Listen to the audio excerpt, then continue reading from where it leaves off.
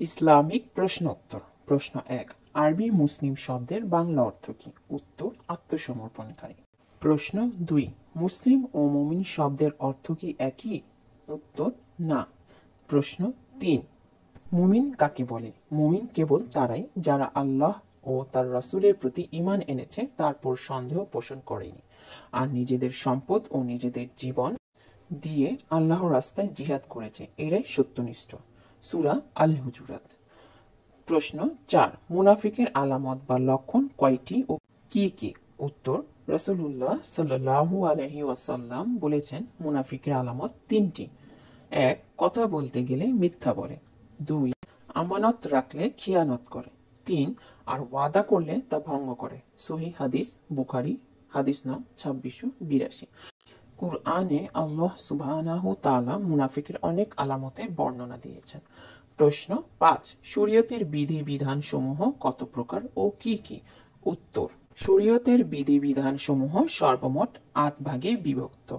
১, ফরজ, ২, ওয়াজিব, ৩, সুন্নত, ৪, মুস্তাহাব, ৫, হারাম, ৬, মাকরুহে তাহরিমি, ৭, মাকরুহে তানজিহি, ৮, মুবাহ বা জায়েজ। মনে রাখার জন্য ফাউসুমহামামামু। ইসলামিক প্রশ্নোত্তর। প্রশ্ন ৬, যে কোনো মানব সন্তান ভূমিষ্ঠ হওয়ার সময় চিৎকার করে কান্না করে, এর কারণ কি? উত্তর, শয়তান স্পর্শ করে বা চাপ দেয়।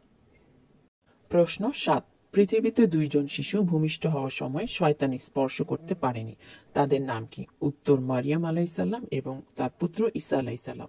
প্রশ্ন ৮, মারিয়াম আলাইহিসসালাম এবং ঈসা আলাইহিসসালামকে জন্মের পর শয়তান স্পর্শ করতে পারেনি, এর কারণ কি? উত্তর, মারিয়ামের মা শয়তান থেকে রক্ষার জন্য দোয়া করেছিলেন।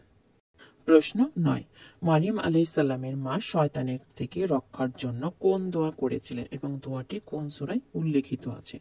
উত্তর, আমি একে এবং এর ভবিষ্যৎ বংশধরকে বিতাড়িত শয়তান থেকে রক্ষার জন্য তোমারই শরণ নিচ্ছি। সূরা আল ইমরান, সূরা নং ৩, আয়াত নং ৩৬। ইসলামিক প্রশ্নোত্তর। প্রশ্ন নং ১০, কুরআন মাজিদে মোট সূরার সংখ্যা কত? উত্তর, ১১৪টি।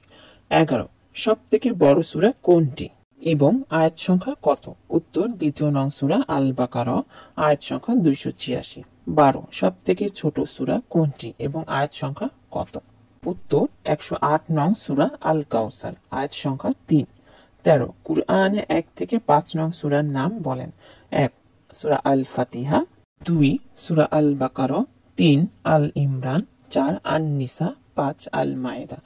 ১৪, রাসূল সাল্লাল্লাহু আলাইহি সাল্লাম জীবদ্দশায় কয়ভাবে কুরআন সংরক্ষণ করা হতো? উত্তর, ৩ ভাবে। ১, হিফজ ও মুখস্থ করে অন্তরে সংরক্ষিত করা। ২, ওয়াহী লেখকগণ দ্বারা পাথর, চামড়া ও গাছের পাতায় লেখার মাধ্যমে সংরক্ষিত হয়। ৩, আমল করার মাধ্যমে। ইসলামিক প্রশ্ন উত্তর। প্রশ্ন ১৫, কফ সূরার প্রথম আয়াতে আল্লাহ সুবহানাহু ওয়া তাআলা কুরআনকে কুরআনুল মাজিদ বলে আখ্যায়িত করেছেন। মাজিদ শব্দের অর্থ কি? উত্তর, সম্মানিত। প্রশ্ন ১৬, যে ব্যক্তি কুরআন মাজিদ বেশি বেশি অনুসরণ করবেন তিনি হবেন সম্মানিত। এই বাক্যটি সত্য তা কিভাবে বোঝা যায়? উত্তর, বাক্যটি সত্য তার প্রমাণ হলো মহানবী হযরত মুহাম্মদ সাল্লাল্লাহু আলাইহি ওয়াসাল্লাম সর্বকালের সর্বশ্রেষ্ঠ ব্যক্তি। একবার কিছু লোক উম্মুল মুমিনিন আয়েশা রাদিয়াল্লাহু তাআলা আনহা এর কাছে গিয়ে রাসূল সাল্লাল্লাহু আলাইহি ওয়াসাল্লামের ব্যক্তিগত জীবন সম্পর্কে কিছু বলার জন্য আর্জ করলেন। হে উম্মুল মুমিনিন, আমাকে রাসূলুল্লাহ সাল্লাল্লাহু আলাইহি ওয়াসাল্লামের চরিত্র সম্বন্ধে বলুন। তিনি বলেন, তুমি কি কোরআন পড়ো না?